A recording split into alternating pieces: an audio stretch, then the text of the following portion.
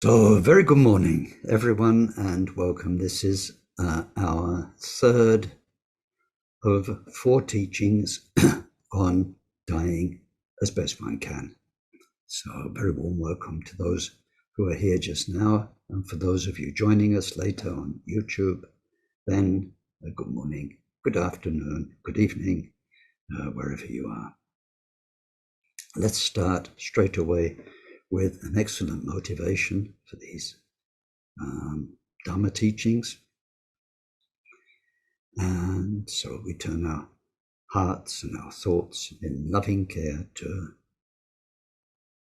all sentient beings, from those in the most horrible sufferings, through the tiniest insects, all the different forms of life, up to the top end of samsara, deva realms, and all our fellow humans here and in thousands of other planets.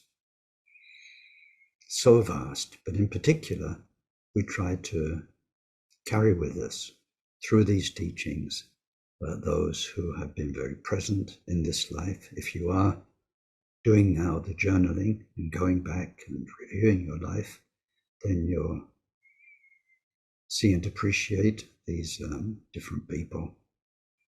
And of course, we have karma with them.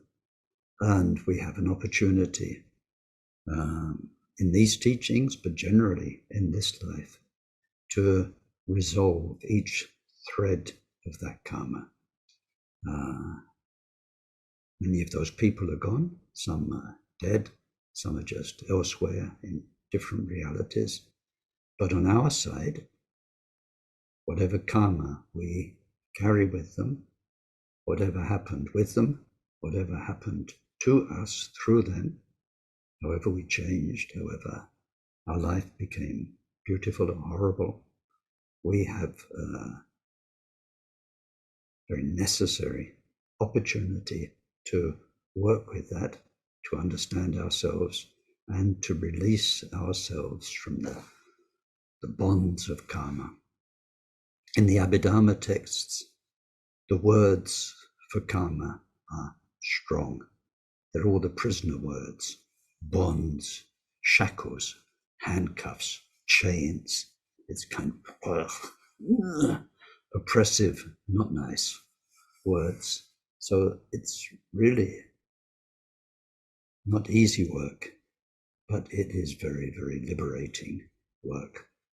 So with that in mind, and trying to find all the love we can muster, and trying to absorb as best we can in the next hour and a half these sacred teachings from Atisha and his disciples and our lineage, then we do our beginning prayers.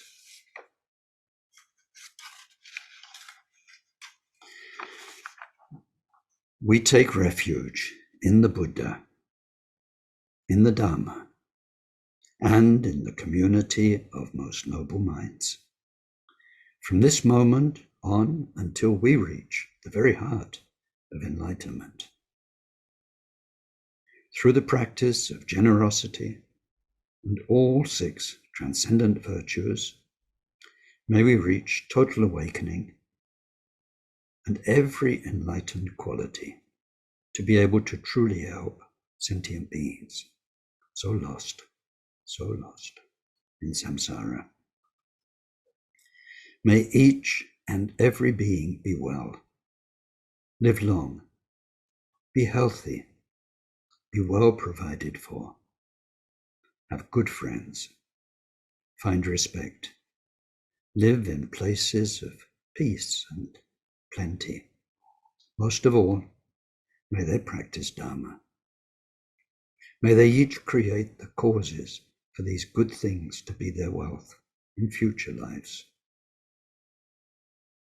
May they be free from suffering and from creating causes of future suffering. May they discover the natural, sacred well-being that's totally beyond suffering. May they attain great equanimity, free of closeness or distance from anyone.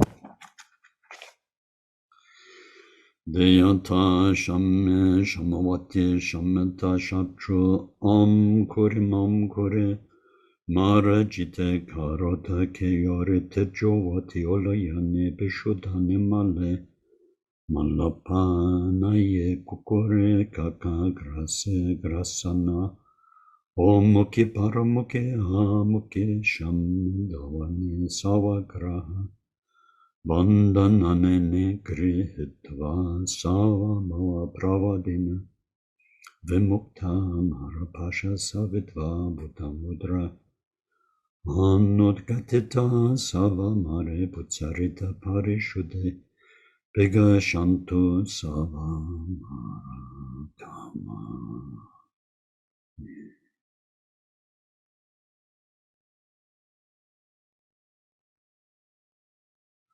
Glorious Guru, source of all blessing, ever present above my head on lotus and moon seat,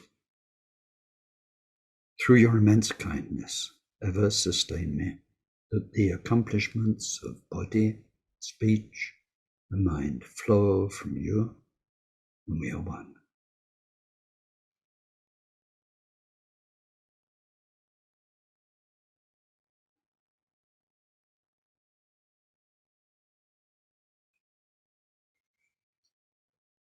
Thank you. So today is meant to be a powerful day astrologically in the Tibetan calendar, and it is new moon, and it is also an eclipse day. And it doesn't really matter if the eclipse is visible from where we are on the planet or not. It is an eclipse day in the world. And as you know, the ancients have been for many thousands of years very good at predicting these and calculating them. So out there, it's an eclipse, and then always eclipses come in pairs. Different ways round, depending, but there's always a lunar eclipse and a solar eclipse 2 weeks apart, new moon, full moon, or full moon, new moon, depending. So just now, today is new moon eclipse day, and then we enter into a period which is very often we call an interesting time of 2 weeks before the next eclipse, which is the solar eclipse in a fortnight. The eclipse happens out there in the world, and but at the same time, because we are the microcosm, and that's the macrocosm, our inner energies follow a lunar cycle and a solar cycle, and eclipse days are special, and they are particularly interesting if we are studying death now. Today and next week, we'll get into the part of these teachings which is about the actual dying process and what happens energetically, what happens experientially as this life comes to a close. But either then or in general in our more yogic practices, in meditation practice, then you probably read that we are trying to lead all our energies into what's called a central channel. And energetically, sometimes we visualize that. So on eclipse days, you get help with that. On eclipse days, the whole energy around us, through the way the earth, the moon, the sun are aligned and so on, is helpful for letting the mind go deep inside, collecting itself from distraction to the senses and so on, going deep within its own core and settling in shunyata, settling in Buddha mind, Buddha's blessing. So it's a good day to teach, and I think by the time we come back the Saturday after next, I'm not quite sure when the next eclipse is. It could be the Friday or the Sunday, but anyway, we're around the time. So anyway, between now and then is sometimes it's quite a disturbed time. But anyway, today, just wanted to mention the possibility, if you can meditate more today, you might find it's nice. So in general, where are we? We had a week off from the teachings on death. So it was 2 weeks ago. We are studying Atisha's 7-point mind training teachings. And so we see it's in two main parts. We need to let go of the past, and we need to prepare the future. Of course, the past could be on this side and the future could be on that side. It doesn't really matter. That's in general. The reasons for this, I spent a lot of time on in the first talk, so I won't go back to it, but it's very important. We are using the 5 powers that Atisha describes, 5 powers for life, and then how those same 5 powers apply at death in a different order. So far, and we're halfway through this course, we're still in the first power that I've been talking about, which is the power of positive seeds, sowing positive seeds. In the most external way, this is to do with whatever time you've got left, with whatever stuff you've got left, using it to make good karma. There's the Buddhist word merit, which doesn't go down well with some people, virtue. But anyway, whatever we've got, we can use it. Rather than it being figures on a bank account, it can be food on somebody's plate. It can be help for somebody. It can be given. But then in the main point about sowing positive seeds is practicing the paramita of generosity. And the essence of that is not about stuff and giving, it's about letting go. However much we can let go, that much better we can die. It's a simple equation. If you do mathematics, we don't need fancy signs of integration, or it's a straightforward equation. The more you let go, the better your death. If you can let go completely, it will be a huge help. We've been looking at the letting go in 3 ways. First, which is the first training, letting go of stuff. So there, I can't quite remember what I said, but we do what we can to give it away, to share it, to make a will. In some countries, it's beautifully organized. I have a friend in America who's dying of cancer, and there's one, I don't know what it is, company, organization, charity, I don't know what, but you carry a card, and so when you die, people contact them and everything's there. Who needs to be contacted, who's got your will, your own intentions for funerals, everything that could ever be organized has been centralized in one place. I thought that's terrific, because for him, it means he can kind of forget about that. This is the whole point. We don't want to be concerned with stuff, worrying about stuff, still figuring it out as we go into our last hours and days. We want, on the contrary, to get that well and truly sorted a long time before, so we can get used to the idea, get used to the habit of not thinking about stuff anymore. Your Aunt Mary's tea service and all the rest of it, whatever it is, forget it, really forget it. And remember this important point, it really does work. You do your best, you give yourself a deadline, and when that deadline's come, you stop and you say, I did my best, I don't want to know about this anymore. You tell other people, done my best, made my will, shared stuff out. I can't afford to think about this anymore. Forgive me, it doesn't suit you. but we stop there. And then we looked at our emotional ties to loved ones. And I think a lot more could have been said, but then in another way, it's much better for you to think about it, because rather than listening to Ken going blah, blah, blah, it's much better that you think about your loved ones, the ones you're attached to, if there are any left, and how we let go. But, well, we'll come to a bit more about that very soon. But we need to let go, but it doesn't mean rejecting them.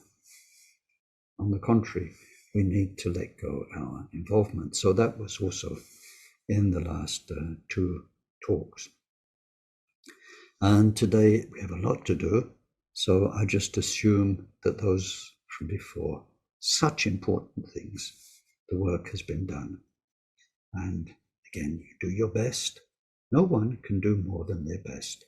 Even if it wasn't terrific, it was your best. You can't do any better than that. So I did my best. Did my best and messed up, but never mind, I did my best. That's it. Now we need to move on. And thank you. Thanks for the message. So the third part is letting go your own story. It was very important what I said in the first talk about why we're doing all of this. I mean, why the hell bother going through all this work? You've only got a few months left. You just go to football matches or whatever you like. Why bother to do all of this? Is because this, because you've taken refuge, you believe in the Buddha's teaching, you are a long story. You are a long story in episodes. And this episode is finishing. And how your mind is now and until you die is very, very determinant, very, very important for who you'll be next time round and how you'll handle the karma that you'll get next time round. The karmic bit we can't do an awful lot about. A lot of where you'll be born, whether you'll be man, woman, whatever, your parents, what will happen, a lot of that karma is almost inevitable. But what we are working with is our mind. So then, how will you relate to that story? This is why we are doing this work, and this is why it's important to acknowledge and let go in a beautiful way, let go in an intelligent way, our story. And this is one of the reasons we are journaling. We are journaling so that we bring back our story. It's a wonderful process. It brings up things you will have thought you had forgotten. So anyway, we go back, as you know, through the journaling, we go back to our earliest memories. Maybe even a bit before. There we fake it. We don't remember it, but we fake it. We tell ourselves the bit we can't remember. Our first couple of years. So much happened and so important to us, but we don't remember it. But we know it happened, where we learned to walk, talk, do stuff, where we were heavily imprinted by the parents who helped us through that, and so on. And even before that, the time in the womb. So actually we come back to that imagined part of our story, or that we don't remember. We've got 5 powers when we come to the fourth of our powers will come back to that part. It's got its own importance. So anyway, through the journaling, we're getting to know our story. And then we are going to work from the earliest memories up to now. And we are going to deal with it episode by episode.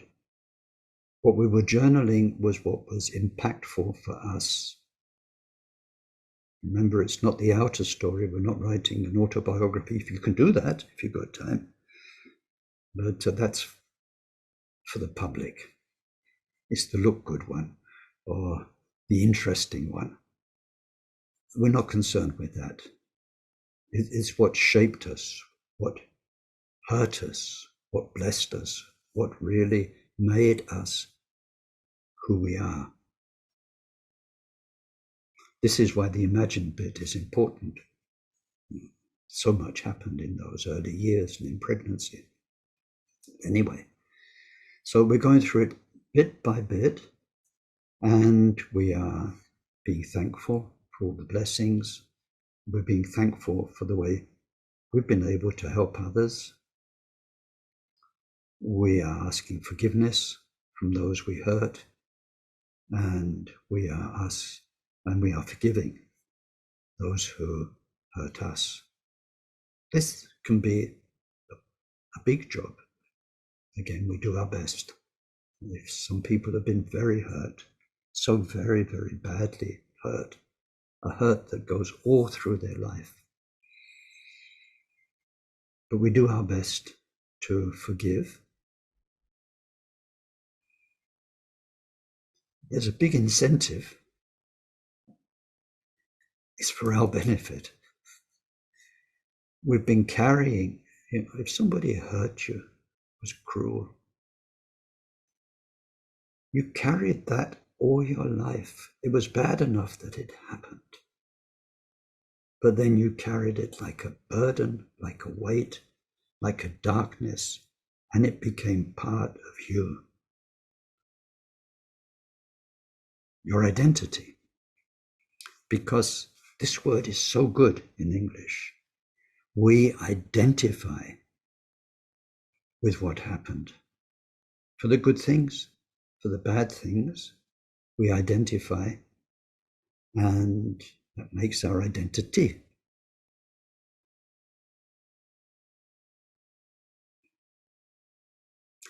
We're going to get rid of that, and as you know from the Bodhisattva teachings, we're getting rid of identifying with our personal identity, and we are going to adopt a universal identity, Bodhisattva. Deep inside, we're all the same as Bodhisattvas. We have different colors, different flavors because of who we are, but what we identify with is Buddha mind, Buddha nature. It's the same in all of us. It's goodness, kindness, generosity, all the paramitas, same. So an identical identity. You can play with this word. It's useful. You don't identify with your historical identity. You identify with your identical identity, same as all the other bodhisattvas. And this is what we're doing. So then this story, we go through it episode by episode, doing our best to free our mind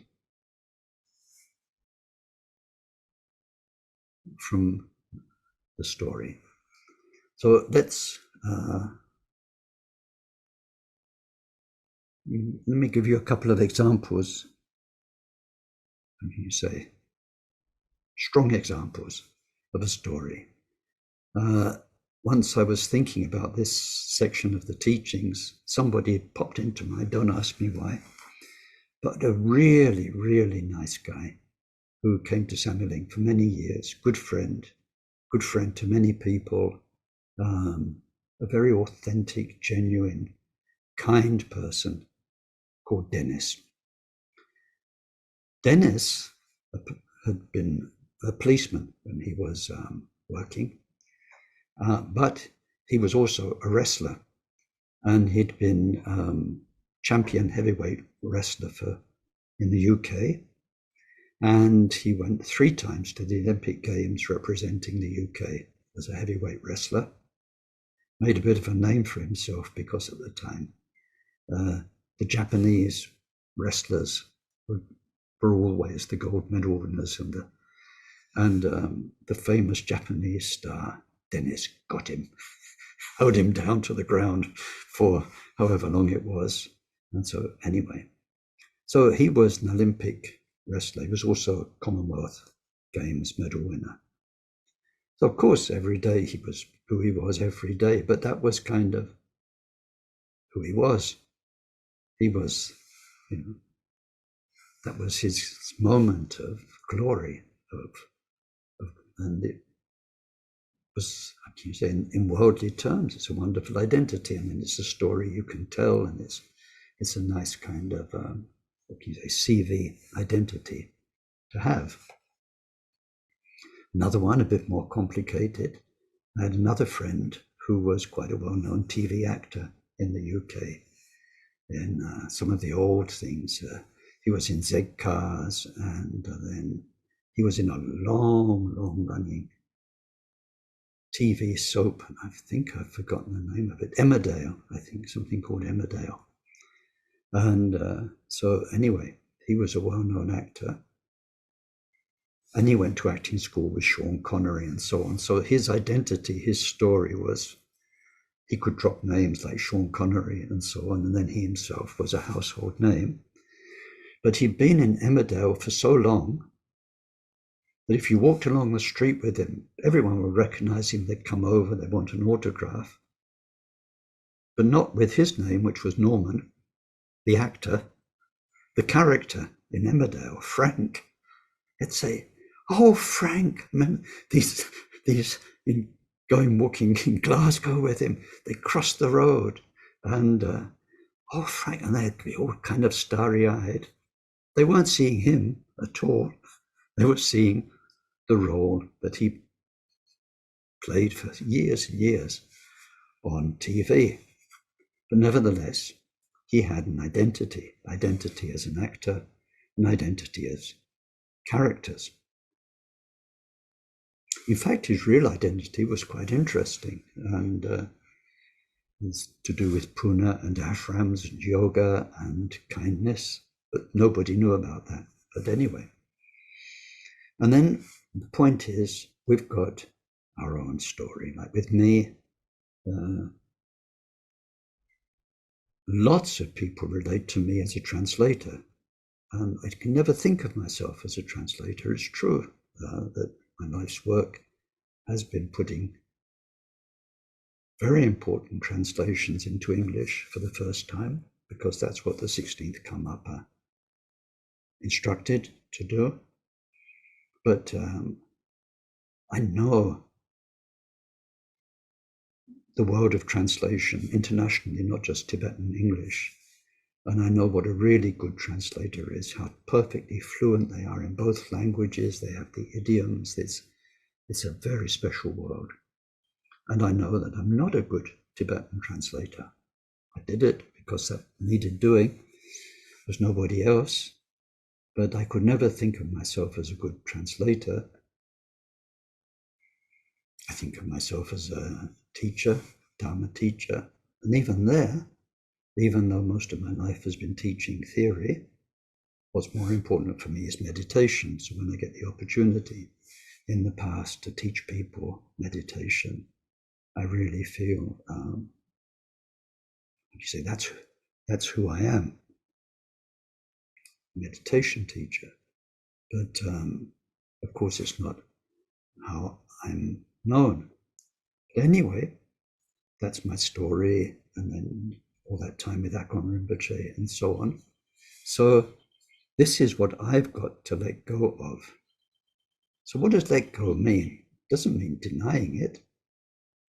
It's like all the other things. So in that story, there's so much to appreciate, so many blessings.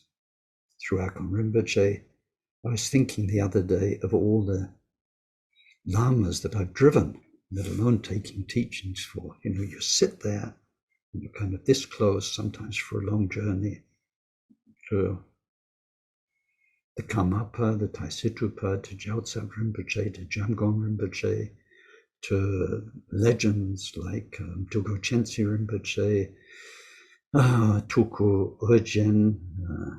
I didn't drive Dalai Lama. He had his own driver.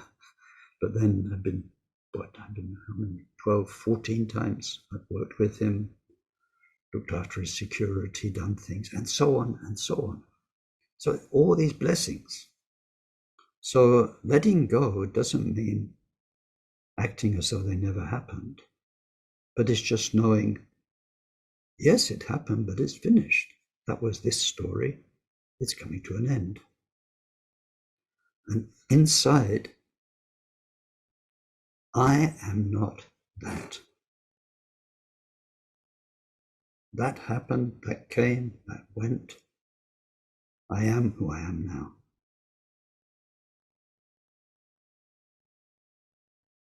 That's the ideal.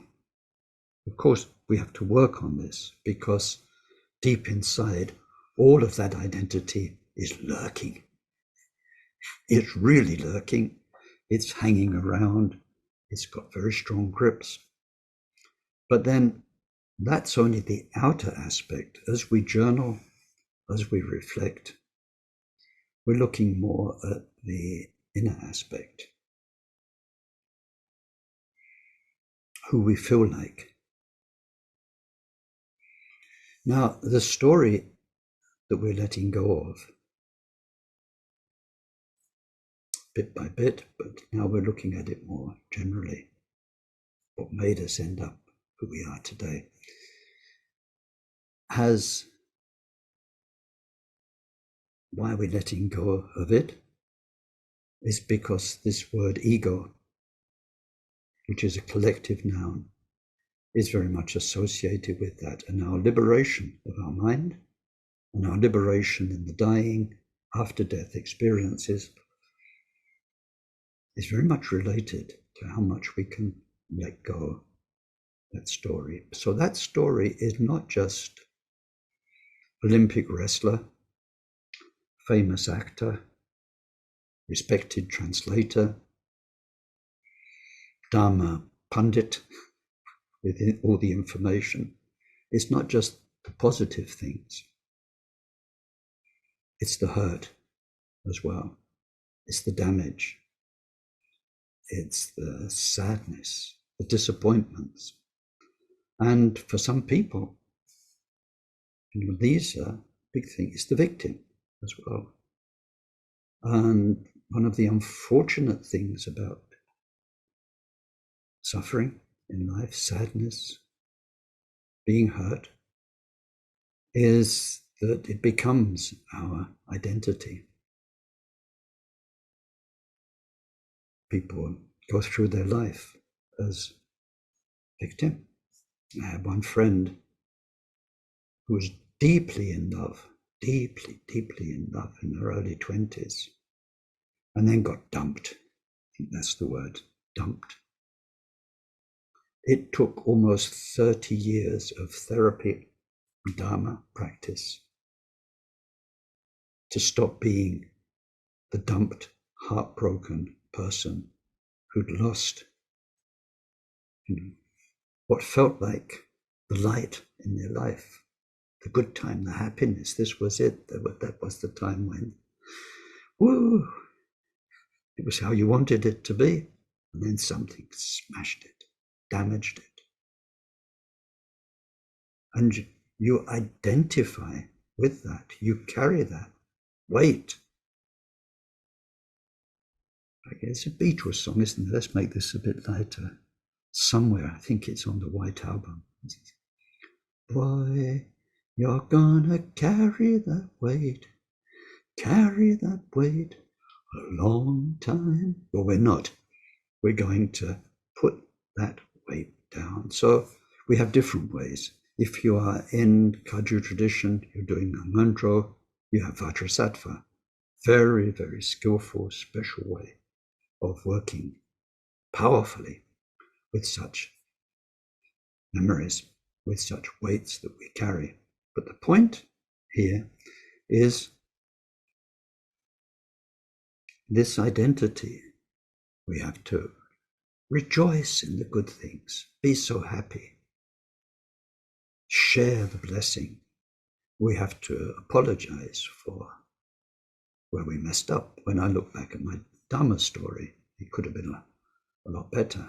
I messed up once or twice, quite badly. Okay, big regret, but can only last so long. So all of that story is now finishing.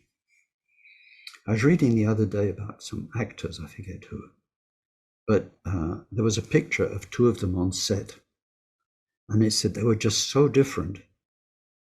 The one had a need to remain, they call it, in character. So in between filming, they kept on the costume, historical costume. They were still in the mindset of whoever it was, king this or whoever they were. And they needed to be like that because through the whole filming, they were living that part. They were living that part. The other actor who was sitting in between the pause, having a cup of coffee, was on the contrary. He just back to normal, chat with everybody. So the other guy who was keeping in character, he wasn't very communicative. He wasn't just joining in, having fun. He had to stay wherever he was, staying in character. So this character that we've been in, that's been an evolving story of our life. Now, like an actor, you have no choice. I remember in London, there was a play called The Mousetrap. It was the longest running play in London. And outside the theatre, they'd say how many years or decades this play had been running. And then one day it comes to an end. If you're acting, then you've been whoever you've been, King Richard III for 3 months. And now it's different, and you're whatever it is, Brothers Karamazov or something else. You change. We are going to change, like it or not. This Ken life, Akon Rinpoche, Sameling, translating, teaching, these people, these loves, these enemies, this health, all that story, that bundle of karma is coming to an end. And a whole new one is going to start. So we do ourselves a great favor by seeing it like that. Like when I traveled a lot and you take off from Cape Town airport, you take off from wherever it is. You see that world disappearing, tiny, tiny, tiny. And all the people you met there, they're gone until you meet them again. Even more vivid in the days before social media, where you really only met people when you met them. They weren't there online all the time. Like that, this life will fade, will go. A few days after death, especially a week, more after death, gone. You won't remember it. It will be a whole new one. So in this special time of dying, then now why is this sowing positive seeds? It's because actually in our Dharma work, if your Dharma practice is going well, you'll be doing this for life, for this life, not just because you're dying. You'll be learning to let go your Ken story, your story, every day. Let go the narrative, the way you tell your story to yourself, the way you tell the story of you and other people to yourselves. Deep inside that is memory. This is what we're letting go of. The loves, when it was just so beautiful for moments. The disasters, the pains, all of that, we are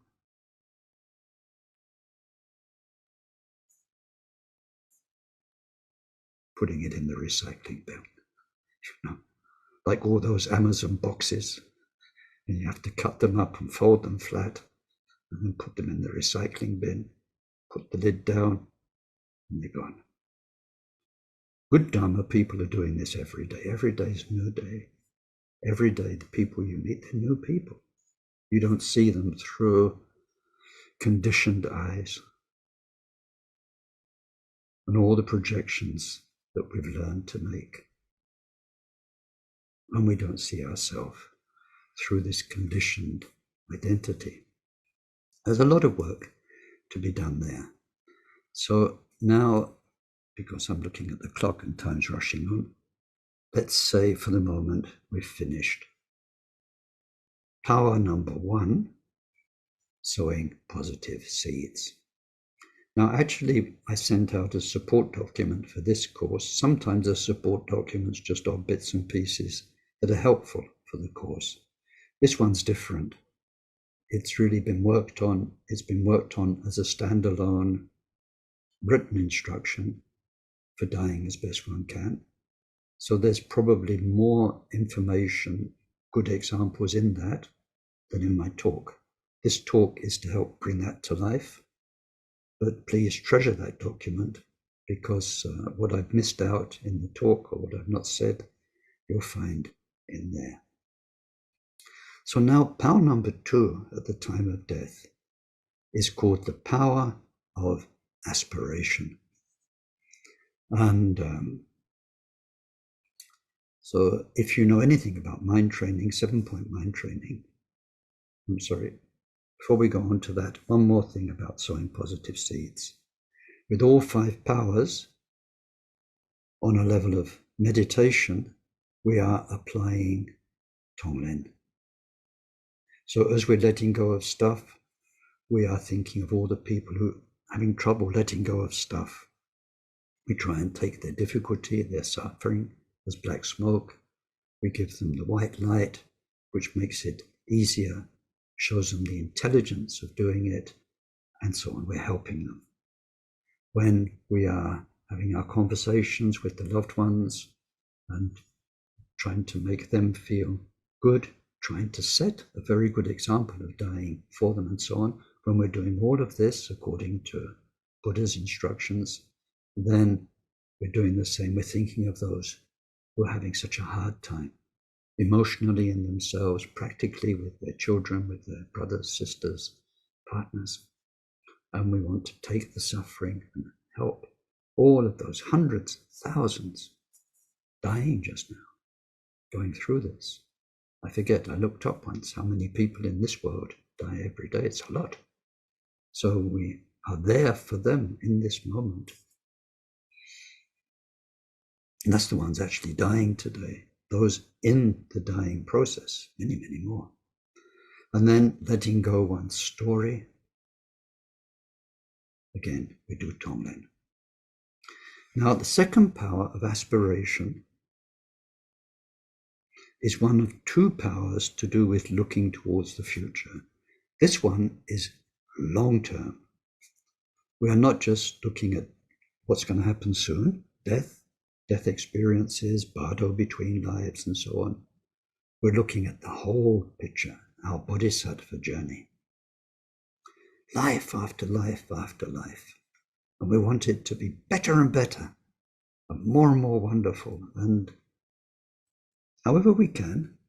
And as Taisitupa said, often quoted now, he says, it's okay if it takes 100 lifetimes. Each lifetime, if we can do 1% better, then in 100 lifetimes you're enlightened, you're Buddha. Because sometimes it's a bit daunting. It's all very nice when you read, you can get enlightened in 1 lifetime, or 3, 7, 16. 100 starts to feel doable, when you really know the bodhisattva path, and it's immense, it's beautiful. So we can think 100 lives, 1% each life, do our best, Maybe in one life we'll do 2%, and that's just 99 lives, whatever. But we are looking at this, and for sure, we are making such strong, positive intention. Whatever this story was, this is why we're letting go of it. Had its successes, had its failure, but we know where we're going now. We're going to be like Buddha. We're going to help so many millions, billions of beings. And on the way there, once we reach the bodhisattva levels, our lives will be so useful. Last Sunday, we were commemorating Akron Rinpoche. I worked with him. I saw the numbers of people he helped. Very hard to quantify, but on a Dharma level, it would have been like really changed somebody's life. Something like 10,000 people. With his humanitarian work, over 100,000 people for sure, maybe much more. And that's direct benefit. Those directly benefited people will in turn help other people. But this is one human being's influence. One human being brought so much good to so many people. This is where we're going, for sure. So as we look to the future, our life's coming to an end, poor old body's not doing so well, our mind is not doing so well either, maybe whatever. But when we look to the future, it is what they call the two bodhicittas. Ultimately, for sure, we're going to do all we can in those next coming lives to become Buddha, ultimately. And in the meantime, relatively, we're going to be more and more useful for others. So that's the general point. That's the inner confidence we are really working on. And you have to believe in yourself. One of the reasons, Asanga Maitreya said, one of the reasons for the Buddha nature teachings is because it's hard for us to believe that you will become Buddha. But you will become Buddha. You will be Buddhas, and however many people here, I need to put my glasses on. 42 participants, 42 Buddhas here. Yeah, you. And you might get there before me. So there was that song, there's a whole hillbilly song. If you get to heaven before I do, dig a hole and pull me through. So we don't know. We don't know. Just now I'm the Dharma teacher, but who knows which one of us will be there first. But you will. That's where you're going. And you have to get your head round that. You are not little old you, the identity of this life, and you're happy to do a bit of meditation, do a bit of good. That's nice. Dharma's nice. You're going to be Buddha, because that's who you really are. It's inside all of us. We just have to drop the karma, the identification, the ego. That's the whole point of aspiration. And then on a relative level, because we can't just do that straight away, we're going to work on it. So you can either do this formally, you can say lots of prayers. And the prayers I often read in these teachings, the Bodhisattva wishes, just as all the Buddhas of the past first set their hearts on enlightenment to benefit all beings, and in order to achieve that, practice the path stage by stage. So likewise, I now set my heart on enlightenment to benefit all beings. And I too will practice the stages of the path step by step. And all sorts of terrific prayers, all the bodhicitta prayers about how bodhicitta is the great medicine, it's the great wealth, it's the tree of rest, it's the bridge across the difficulties, and so on. We really think about that, and we dedicate ourselves to the two aspects of bodhicitta, ultimate relative, in our future lives. Now, practically, how does this pan out? This depends on your circumstances. It can be very helpful to have a shrine. Everyone's circumstances are different. You may still be in your home, you may have carers, you may be shifted, relocated in other places. It may not always be possible, practical, politic to have an actual shrine. Maybe your children are looking after you, maybe they're Jehovah's Witnesses or whatever, but they're looking after you while you die. If you can, you make a simple shrine with your most sacred objects, things that mean a lot to you, and whereby when you've got time, private time, it's next to your bed, it's next to your, however you are.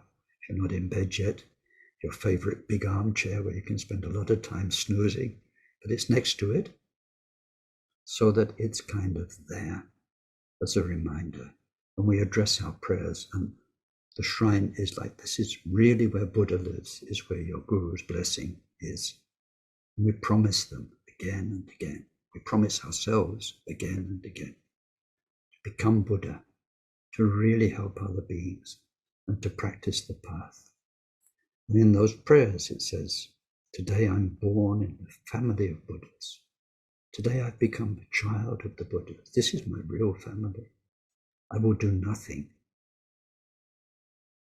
to dirty, to sully this pure line.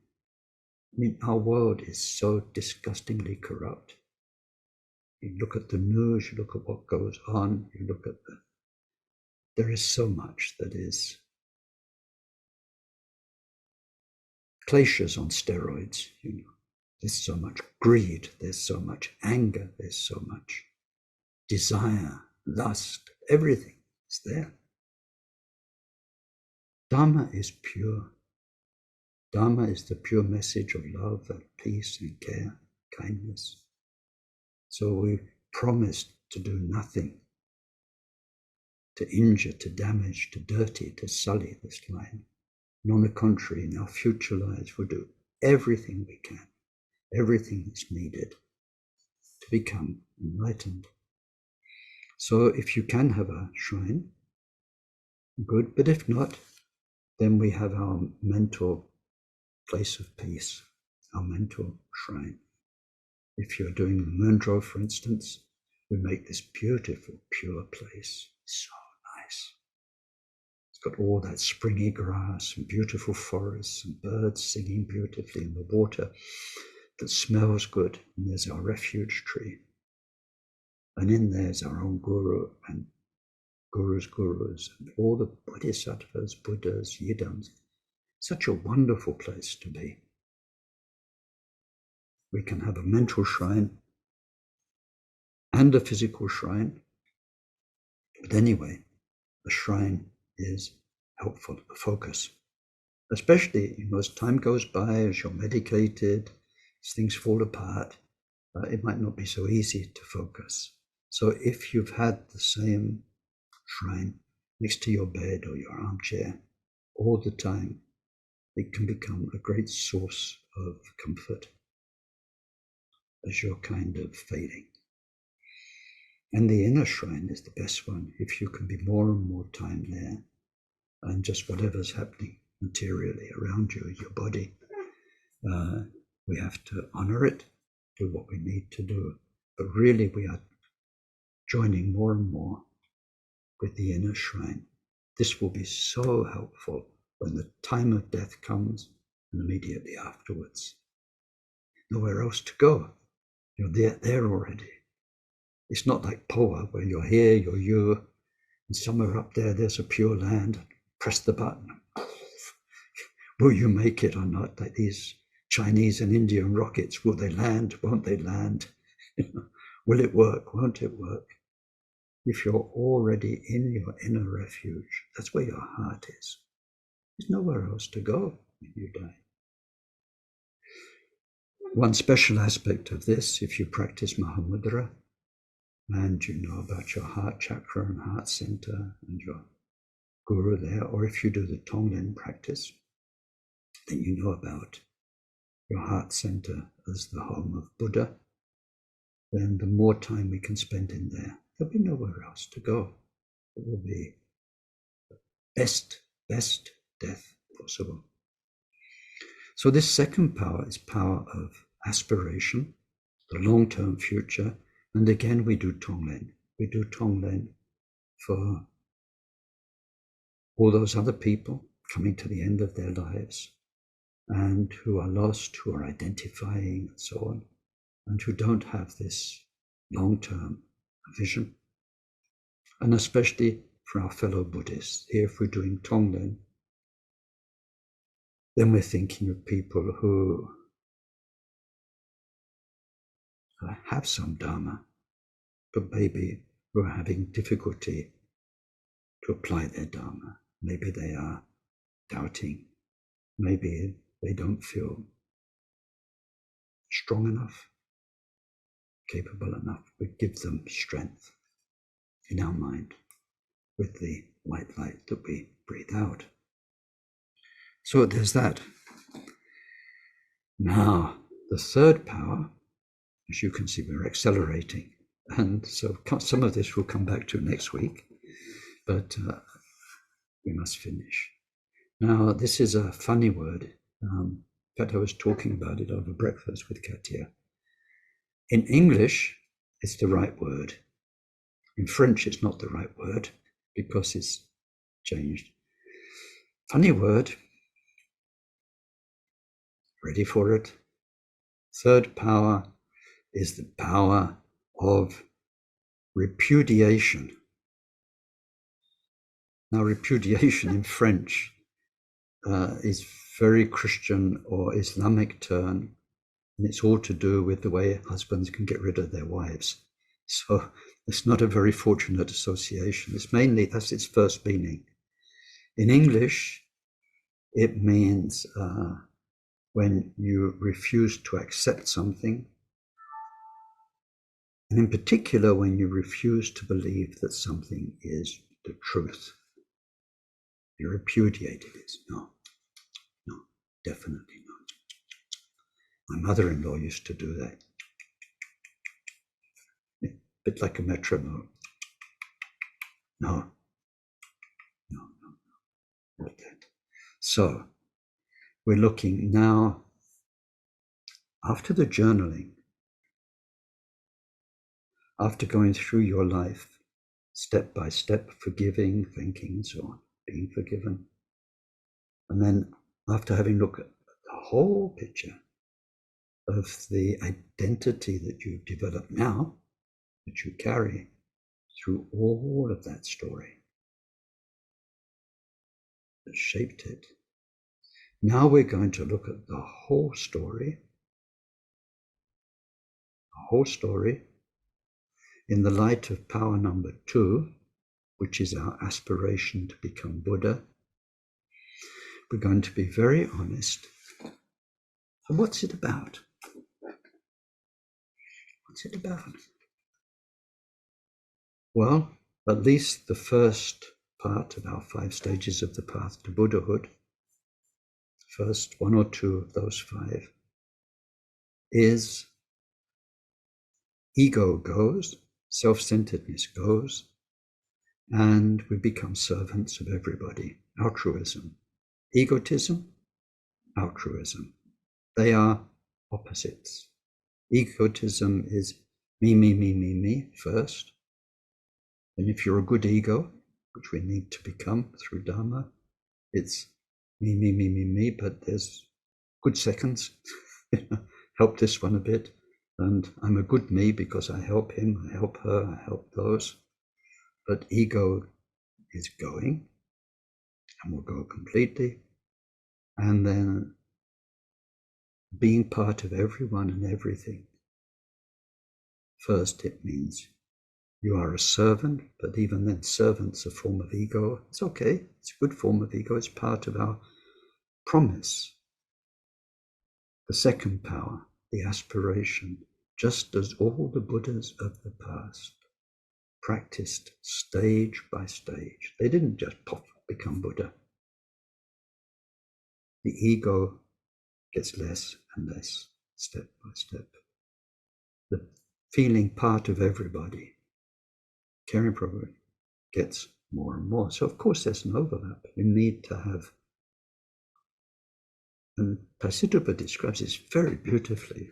He says, describes it in terms of training a puppy or a dog and a leash. He said, of course, at first we need to make our Dharma ego-friendly. It's great, you're becoming a bodhisattva. Our ego, our identity. Who are you now? Well, I'm a bodhisattva. I'm a good person, a kind person.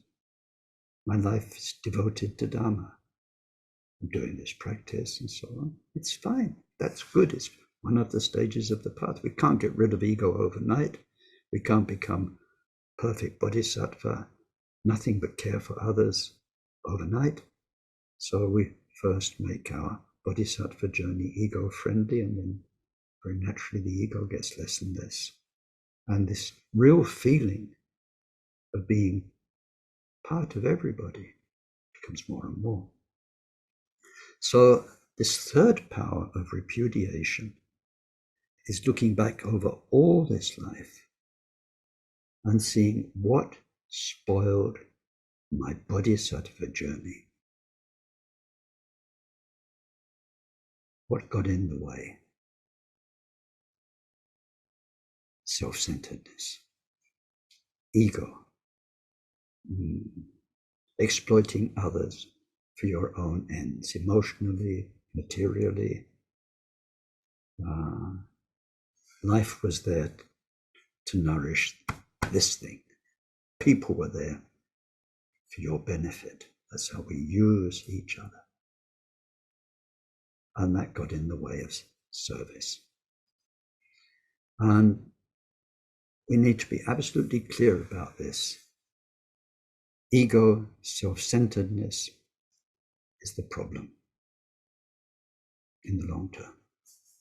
So repudiating is summed up in the mind training by saying this: the days when you could get me are over. It's like that. As you wake up, as you practice the Dharma path, you'll see it happening. Feel the self-centeredness, the ego kind of creeps in and it wins one.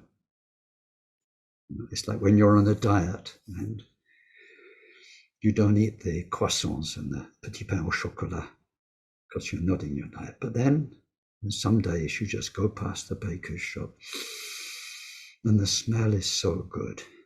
This was me yesterday, by the way, and it was a croissant. And so I just parked the car next to it, and the smell, and so you kind of feel it creeping on. You know, I'm not going to win this one. Your hand's already in your pocket looking for €1.20 to buy yourself a croissant, and you go in there, and then you really enjoy it.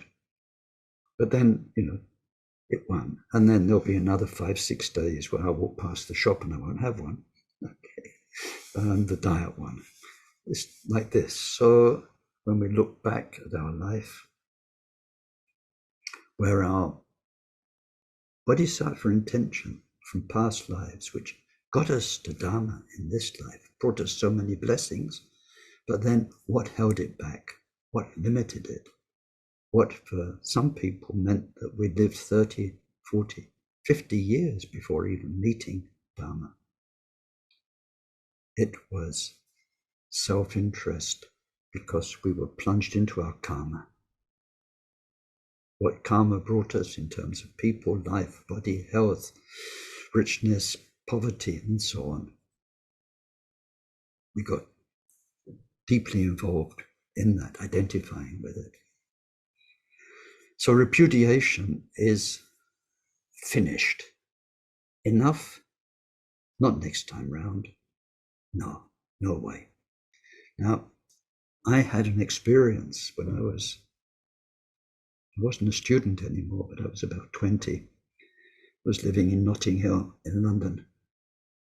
And I used to like walking around at night time and thinking. And I went by a scene. It was a second floor apartment flat where the lady was throwing out her boyfriend, literally throwing his suitcase and his stuff out the window. And she didn't throw him out the window, but I can't remember the words word for word. But it was one of those things where he was arguing, pleading, and it was, no, I don't want to hear one more word from you. I don't want to ever see you again. You don't call me. You are out. And this is there. She's kind of throwing his underpants out the window and his suitcase and all this stuff. And it's just get out. No, I don't want to know. Out. Like, you can imagine it. Maybe you witnessed it. Maybe you've been through it on one end of it or the other. But we are like this with our ego. All those times. It's enough. Again and again. And I don't want, no. Stop. Enough. Finished. I'm a bodhisattva now. The day is when you could get me over. No doubt about it. No doubt about it. Strong. And we do this again and again, because this is programming our mind. And when we get so much of who we are destroyed by death, and a year later, if we're reborn human, you're just that crying baby waiting to be imprinted. You've got another 20 years at least to go through before you've got some independence to find your Dharma path.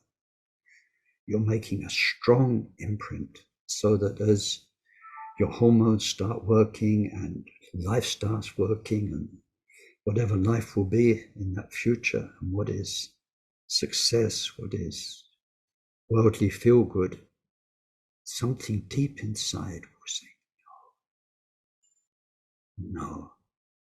Now, fortunately, in my blessed life, I experienced this. I remember when I came back from India, 1970. I'd been away almost a year, desperately needed money. And I got a job in a gift shop in Oxford Street, London. Oh my goodness. It was George Harrison's My Sweet Lord being looped every half an hour. Hare Krishna, Hare Rama, I really want to know you, Lord. And there I was. Now, in those days, cash registers, I was in a shop, right? You actually pushed down keys and little flags came up in a window, £1.52.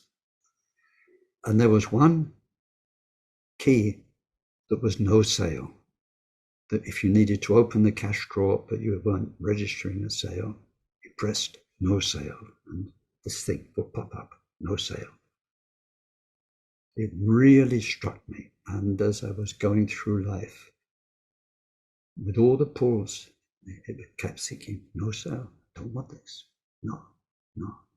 And I'm sure that was an imprint, because I didn't know what I wanted. This is the point. I hadn't found really all my way. But there was kind of red lights flashing, keep away energies coming out of different things. It took me out my engineering studies. It took me away from a good job. That's a really good career prospects and so on. It just, no, not this, not this. So I didn't know where I was going, but I knew where I wasn't going. This is what we're doing with this third power of repudiation. We are making this strong thing. No, not more samsara, not more of this, not more of that. So if we had a lot of time today, I need to start making a brief list of what samsara means, right? I think you know, you've been in the Buddhist world long enough. So that power of repudiation, you need to throw your ego out. You're dying now. This life was this life. You can't do anything about it. It's almost over. It was what it was. We've worked with it. We've resolved so much of it, stopped identifying with it. Now we're looking to the future. And whereas with the power of aspiration, we knew what we wanted to be, the bodhisattva, now we know what we don't want to get us, grab us by the ankles. So this is all quite serious stuff. Let's make it a little bit lighter for a few seconds. Lord of the Rings, right? The underground bit where they're going through the tunnels of whatever it is, Moria, as it doesn't matter, some name that he conjured up. And there is this beast of darkness. So all the usual ugly buglies in that story, what are they called? The orcs and the others. They're all just shit scared of this thing. Balrog, that's what it's called, a Balrog. So when they hear it and smell it coming, even the ugly bugly monsters run. And that's that famous bit where there's this tiny stone bridge and all of the pilgrims get across and Gandalf stands there faced with this big monster and you shall not pass, like this. And then, so the monster stops, they get across, the bridge crumbles. Maybe you didn't see the film or maybe you read the book, but it's all going pretty good. You weren't quite sure whether Gandalf would win or the Balrog would win because that looked like an interesting battle. But he wins, sort of. The others get across. The Balrog falls into the abyss, but it's got a tail. And you remember the tail curves round Gandalf's ankle and pulls him down. And then the story goes on after that. I won't go further because then it makes it a little bit more complicated how Gandalf the Grey becomes Gandalf the White, but that bit's very interesting. Anyway, samsara. There you are. Bodhisattva. Looks like you're winning. But then something comes and wraps itself around your ankle and pulls you down into the darkness. Power of repudiation. Power 3. Power 4. We're doing well today. Power 4 I need to start on today and come back to next time. So now this is called the power of propelling intentions. Number 2 was aspiration for the long-term future, becoming Buddha, practicing the 2 bodhicittas. This one is short-term, propelling intentions for the experiences leading up to death. The experiences as the mind leaves the body, and the experiences after that and before the next incarnation, when the mind is not embodied, when the mind is free from all the restrictions of embodiment. So if we study this, now where can you study this if you want to? There's a very good book by Dzogchen Pundop Rinpoche called I think it's called Mind Beyond Death. Mind Beyond Death. There's a lot of detailed information in there. And there are a few other books that throw a different light on the around death experiences. But what you need to know is really contained in a topic called the six bardos. Six bardos. And bardo there means, in general, we're always in between. We're in one state, one of these six, which will be in between the others. But these are the six basic modes of consciousness. They are radically different from each other. Just now we have two. We have waking state and sleep. Sleep itself divides into two: non-dreaming sleep, dreaming sleep. So we know these are different. Consciousness is different. If you do lucid dreaming, you can transform your dream life how you want, more or less, or to a large degree. Try doing that in waking life. If you do have dream yoga and you can turn a threatening monster into a Buddha or a beautiful person or a landscape, because the mind consciousness stream when you're dreaming is capable of that. But try and do it now with the wars. Even the best lucid dreamer can't, in the waking state, change very much what's happening in Israel, in Ukraine, and all those other places. Waking state, consciousness, reality, let's call it, and dream state are different. Not to mention non-dreaming sleep, which is very gone. Blank, gone. It's not like waking life. It's not like dreaming life. No sense doors open. Now there's the third bardo, which is deep meditation. This means Buddha nature meditation, when you've reached a level of meditation when your mind can be Buddha mind. That is again so different from waking state consciousness, sleep state consciousness. It's wake, you are awake, but where your, whatever you call it, awareness is radically different. So we've got three more radically different states. Your experience will not be like in any of the first three. There'll be something that only happens in those three bardos. One is the dying bardo, when your story, your elemental story, dissolves. Then there is the clear light, or clarity is a better word, bardo, when the mind leaves the body. And then there's what most people call the bardo, which is called becoming bardo, between the end of this life and the beginning of the next incarnate life.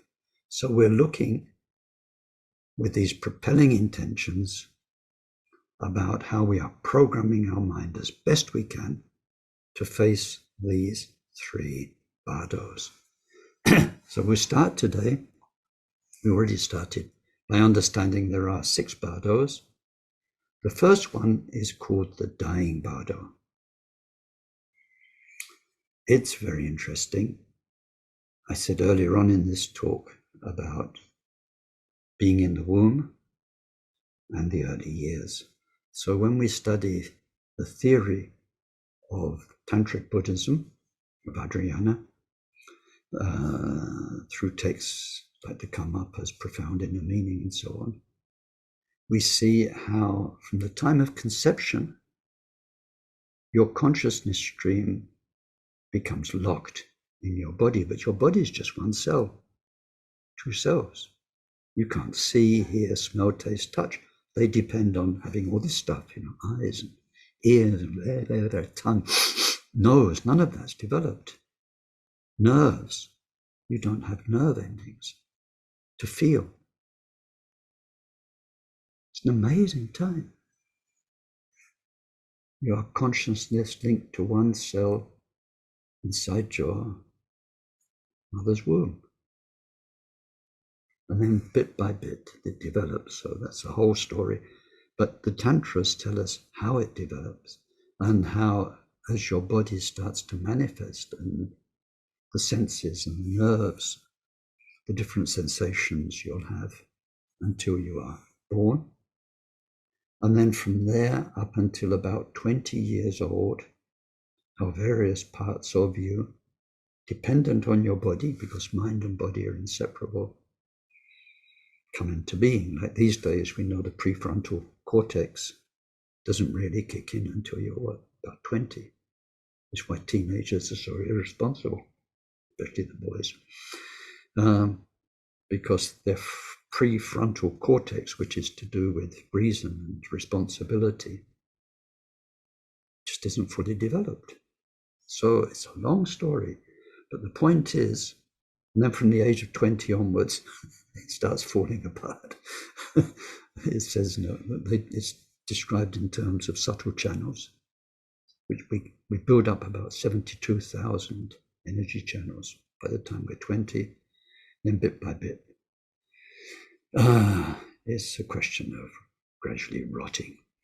So by the time we come to the end of the story, we're pretty rotten biologically, and we can follow a lot of that, and there's so much sense in terms of brain, neurons, and all the other things in the body. But what we're looking at here is, how does the dying person experience that? And it's expressed in terms of the elements, and one element more or less ceasing to function. So it's described as dissolving into the next element. So there's an order of dissolution from denser to lighter. Earth element dissolves into water, and then water into fire, fire into wind, wind into space. This is the opposite of how, after conception, the elements gradually build up your body. It's the end of a process. So it's going to happen anyway. The experiences will vary from person to person. They might take hours, days, sometimes weeks to happen. That depends on your karma. But that's the way it's described, is through the elements. And I go into some detail in the document that I sent to you. So it says in there, the earth element collapsing into the water element appears as physical weakness. We can no longer stand up or even sit up without help. Perhaps we don't even have the strength to hold a spoon. We need to be fed. And along with that physical weakness, the inner feeling of the earth element collapsing can be one of two extremes as well. Either you do feel very, very heavy, or you feel too light. You feel like you need weight on you. You need more blankets. You need more weight because you feel too light, perhaps too spaced out. So this is the stability of the earth element that's been with us all of our lives, is losing it. The next step, the water element, collapses into the fire element. And so this is the water element in our body. Very often, the person becomes more and more thirsty, more dry. They need to drink. The mouth, the nose might need dampening, humidifying. The bodily fluids, there's less control. You can dribble, stuff oozes out your nose. You can become incontinent.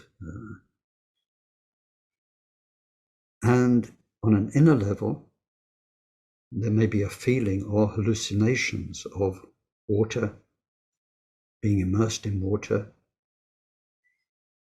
On an emotional level, you can feel more easily agitated than before. You can become a bit difficult, in other words. Things can upset you more. This makes you angry, that makes you angry, or you're not the person you were. You're emotionally less and less stable. This can happen. It's not saying it has to happen. And this could happen over months. It could happen in 12 hours, that all of a sudden you lose your emotional stability, you become more incontinent, whatever. The next one is that the fire element collapses into the wind element. This means your body gets colder and the body cools down. Often, as death is close, then from the extremities, the hands, the feet, and so on, your body gets very cold. The blood's not circulating, however you explain it. And along with the fire element in the body is not just warmth, it's your basic, you say, energy, your oomph. So at this time you can be in and out of consciousness. And so that's the fire element going into the wind element. When the wind element collapses, practically that means that your breathing stops. So then the breathing becomes more labored, more gaspy, becomes the rasp of the last breaths. And as the breaths end, then the eyes. This is a very sort of superficial explanation of what happens in Vajrayana. We study what are called the 5 main winds that sustain the body, associated with our 5 main chakras. So at the same time that the breath stops, then the wind that controls the eyes, means your eyes roll upwards. And there you can be clinically dead because you've stopped breathing. I'm going to have to stop now. It's like time of death is inevitable. Time on the clock for teaching is inevitable. So, but what I wanted to say this time, because we'll come back to this, is how can we prepare for it? It's going to happen anyway. What's the point preparing for it? There is a point. It's very helpful. But just to conclude, now we've had the wind element dissolved into the space element. You've stopped breathing. You are not Buddhist dead yet. There are 3 stages of experience. They're given colors: white, red, black. We'll come to those next time. We'll see what's happening in them. But the point is, your breath can have stopped, your brain waves can have stopped, and you may or may not go through the white and red experiences either while you're still conscious. Some people dying tell people about them. You see the white experience, you see a lot of white light, for instance. It feels like you're heading towards a white light. People who have reanimation experiences often talk about that. And the red experience you can also have, and you can come back. So even though your brainwaves have stopped, your breath has stopped, and there can be those 2 next stages of experience, you're still not Buddhist dead. When it comes to what is called the black phase, there's no return. Then you're dead. And Buddhist dead. There's no possibility of reanimating you, bringing you back to life. So we'll come back to that next time. Now we've run out of time. So let's dedicate whatever was good and useful in our study of these classical teachings together to all of our fellow beings. Let's dedicate it very specially that we do this work, because it will make a big difference when we die. If we do it well, if we do it enough, and that big difference will make a big difference to others in our future lives. And let's dedicate it especially to those who are dying just now, that they get all the help, support from within themselves, from outside, as possible.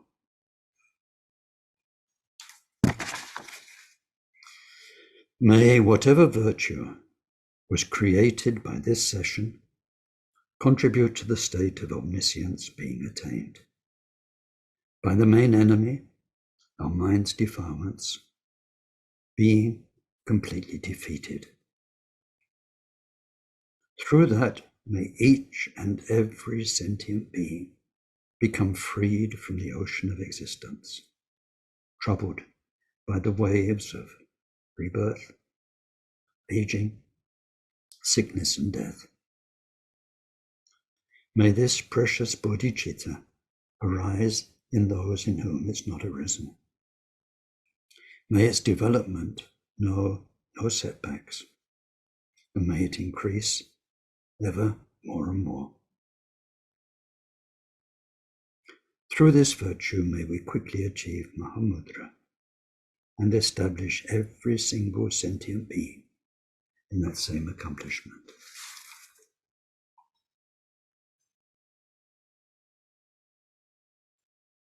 So, thank you very much.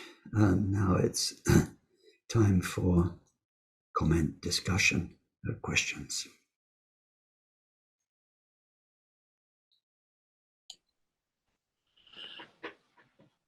Hi, Ken. Hello, Neil. Yeah, again. Yeah, this difference, for want of a better word, between what we might call Western death and Buddhist death is very interesting, and it has a lot of implications, which we've talked about before, about how do you treat the body and so forth and so forth. I want, and of course it's not Western or Buddhist, it's just what happens. It's just different understandings or limited understandings in one case. I had a friend once, a Christian friend, who unfortunately he tried to commit suicide, and he was declared dead by the well-known Western doctors, but fortunately they managed to revive him. He did actually come back. So being my curious self, I explained to him the white and red experiences and asked him what he thought. He said, "Oh yeah, that's exactly what happened." Unfortunately, he did then later commit suicide, and it succeeded that time. But I thought it was interesting that as a Christian, he actually did experience what we're calling the Buddhist death. Yeah, it's a universal experience.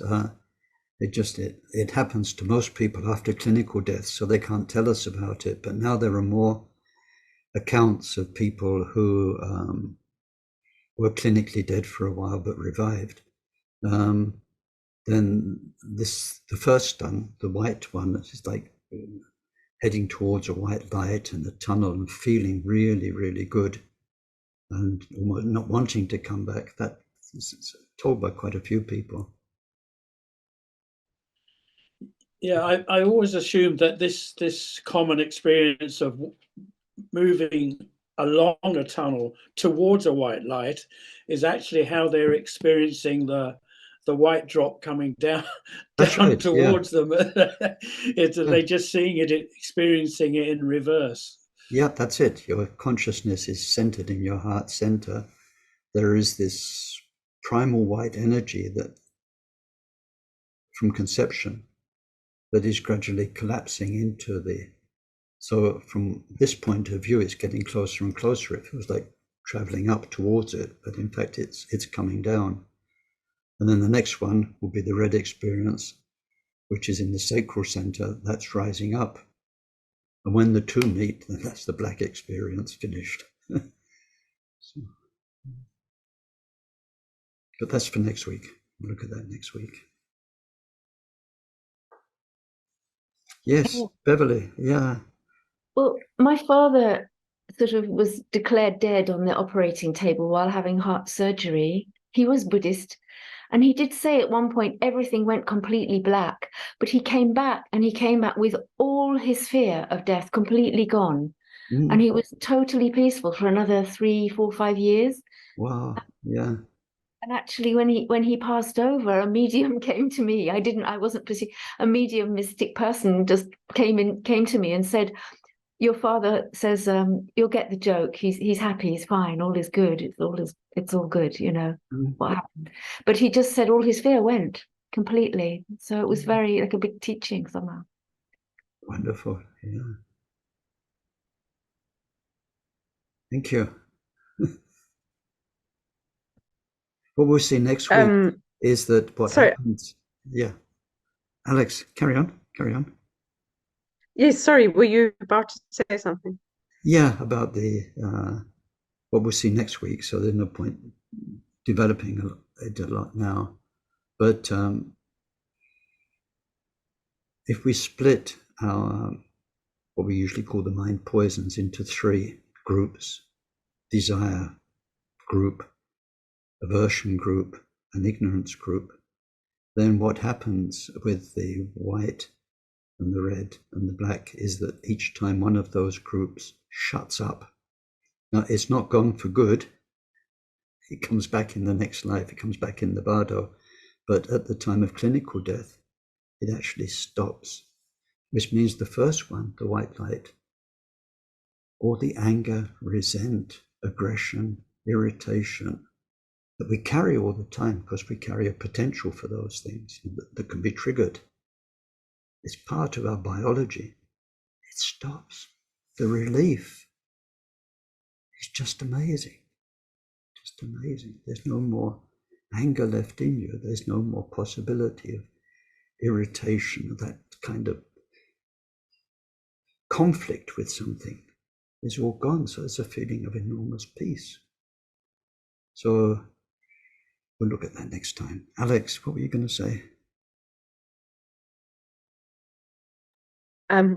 Yes, in the last 2 days, I came down with a virus and was very sick, like flat out in bed kind of thing. And I used it as an opportunity to think about what it's like dying and trying to do practice in that state. And it just, yeah, my experience was that, of course, it's so much harder to focus the mind. And at some point, I tried to do, deity practice lying down. And so I had some question about, do we just picture it all above our head in the same way, even though our orientation is lying down, which does feel a little odd. But yeah, do you have anything to say about that trickiness of doing practices when we're possibly in quite a bad state just before death? You just described it. It's this is why we train before we die, because if we can make a reflex, develop a habit, that would give us that much more help. And then on a deeper level, there is a habit of being able to break through the forgetfulness of practice. I give an example from my own life. From the age of 6 until about 45, I used to have very powerful migraines. Sometimes they'd last 1 day, 2 days, 3 days. Very often I'd lose consciousness, vomit. I needed to almost strip off, have all the windows open, being in a cold, dark space. So it was really quite vivid stuff. And the objective was to do Tonglen when I was in those states, right? But the pain was so much that when I remembered Tonglen, I knew this must mean I'm already on getting better a bit. Because then I remembered, this is what you want to do, this is what you ought to do. Even the thought of doing practice wasn't there because the pain was so strong. Sometimes you bang your head against the wall because it distracts the pain center. It's from not your head, but you do something. You pinch yourself very hard so that your head's not hurting so much. Just the pain takes over. So I think this basic thing of remembering to practice in the first place did get better through developing a habit of Even though you're in pain, remember Tonglen. And then once you get the Tonglen started going, then it was actually a very practical help on the spot, besides a Dharma help for the pain. So this is why we make the habit now, because at the time we may be medicated, we may be weaker, we may be hurting a lot, and every little bit will help. Anyway, I'm glad you're a bit better. I hope you're a bit better. Thanks, Ken. Yeah.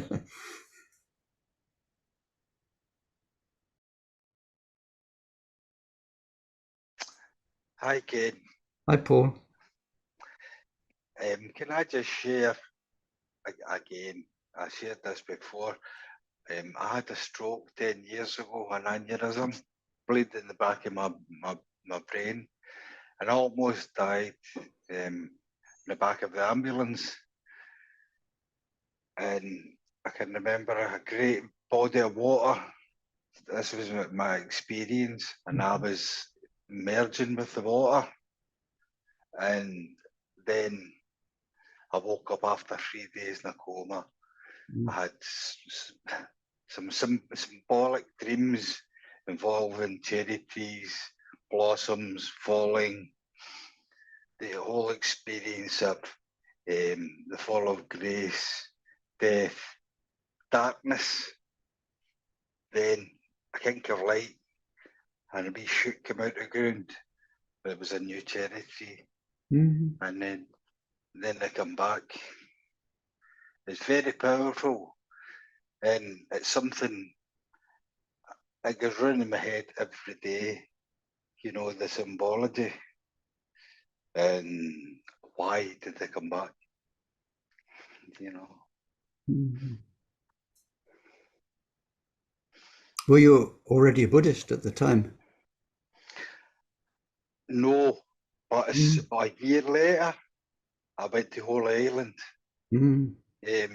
I couldn't even walk. I made my way there, and I've not looked back ever since. You know. Well, I think that's why I've seen. Of course, it's only Ken's interpretation because it's life experience. But I've seen a few people who get what I call extra time. You know, like in a football match, you get to the 90 minutes, and it needs extra time. You get an extra whatever it is, whatever they give them, and sometimes quite dramatically. I'm thinking of one person. It's my mother-in-law. Katia stayed with her for 5 years full-time. Right? She was full-time on site looking after her. I was traveling backwards and forwards, doing my Dharma work.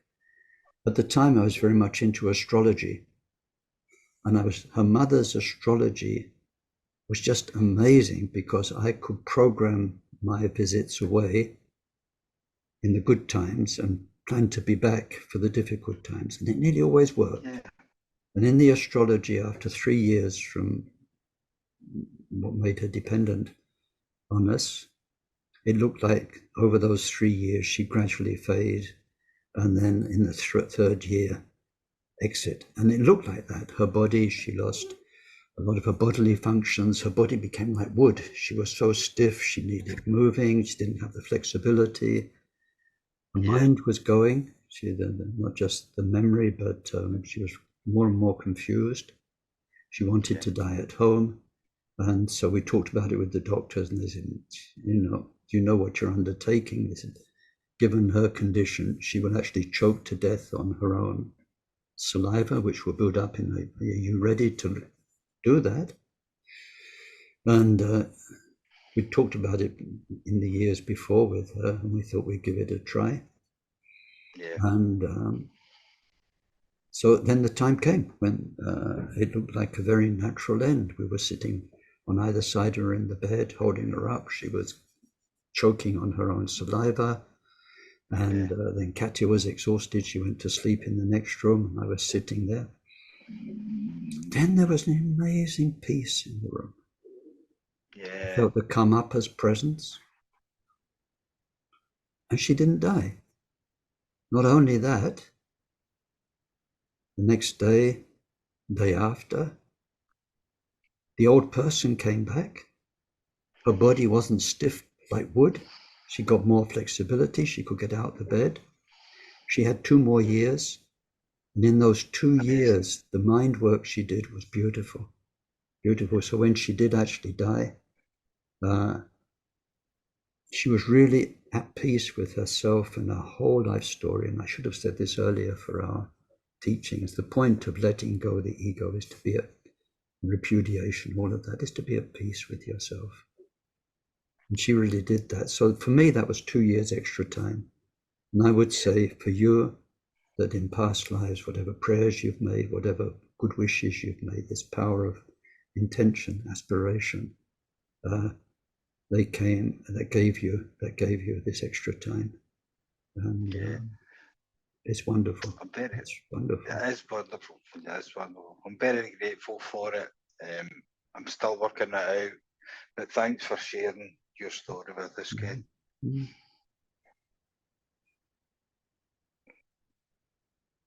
Oh, and by the way, for those last 2 years, the astrology, nothing.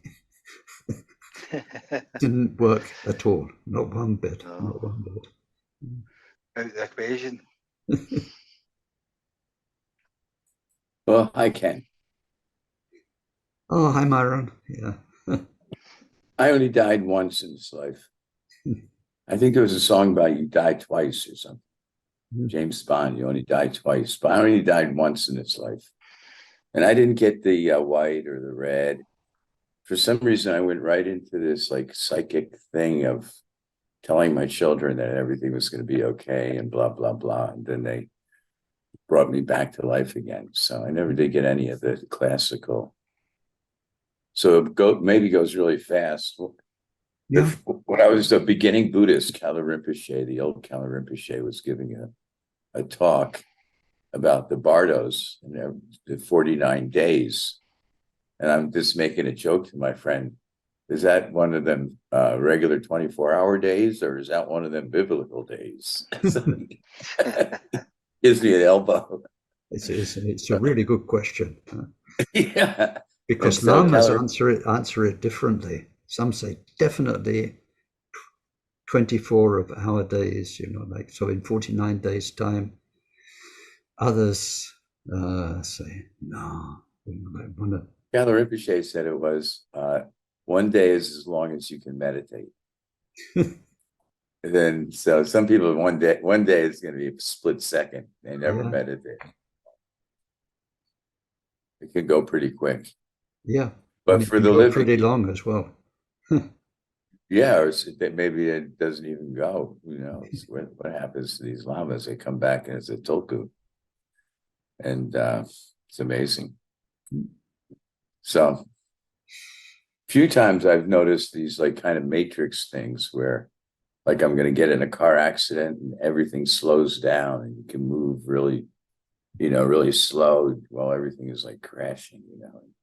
You don't get hurt. So. Weird stuff can happen. Yeah, weird stuff. I've come across a few of those. Yeah. Yeah, so what we're looking at here is generalities, this white, red, black.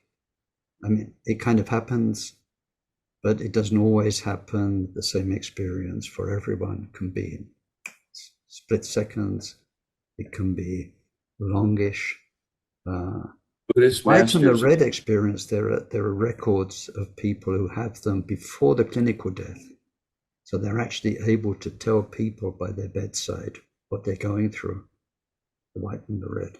They don't have to happen after the breathing stops. So we're getting kind of generalities, but for each person, it's going to be unique. Now, these Buddhist masters, they're not subject to the laws of physics. They're flying through the sky, walking through walls, or rainbow body. They do this rainbow body, I heard, where they, the body just kind of shrinks down, the physical body, and then sort of disappears. Yeah, Akon Rinpoche, when he died, his body shrank to child side, and then but it would have been interesting to them to see just how far that process went. But because his body was taken back to his monastery and people were coming from all over and it was turning into too big a numbers, the Chinese authorities insisted that the cremation was done quickly. Right. But he was shrinking a lot. Had shrunk a lot. Yeah, that's the first sign they say, I read. So it's amazing. And then like when Keller Rinpoche died or some certain people died, then you can be really in touch with their mind, you know, because they still have a lot of awareness and connection with the disciples. Yeah. So Okay. strange. Yeah, I've always suspected or thought that the rainbow body was the reason why Jesus's body supposedly disappeared out of the cave. Yeah, could be. they found the clothes. I think he did the old-fashioned power. You know, he came back in somebody else's body. But what happened to his other body? I have no idea. I don't think. No, did anybody ever look? Never read those books. This is speculation. No. I'm Jewish, so I never really read any of that stuff. But I always remember one Catholic priest, very respected scholar, Benedictine monk, Dom Sylvester. He was the real expert on Guru Rinpoche, and so at interfaith dialogues, he would turn up, and he always made this joke. He said, "Gosh, if he heard this, Jesus would turn in his grave." Which, if you're a Christian and you know the story, is very funny. But when it's coming out of the mouth of a Benedictine prior, then it's even it's very, very funny. Okay, everyone. Well, we've done our dedication, so wish you a good week. Hope you're still alive next week so we can finish the preparation. And have a good week. See you soon. Bye now. Thanks, Ken. Cheers now. Cheers. Thank you so much. And you have a good week too. Thank you. And everyone. Thank you, everyone. Bye. Bye. Try now. Try, everyone. Bye. Bye.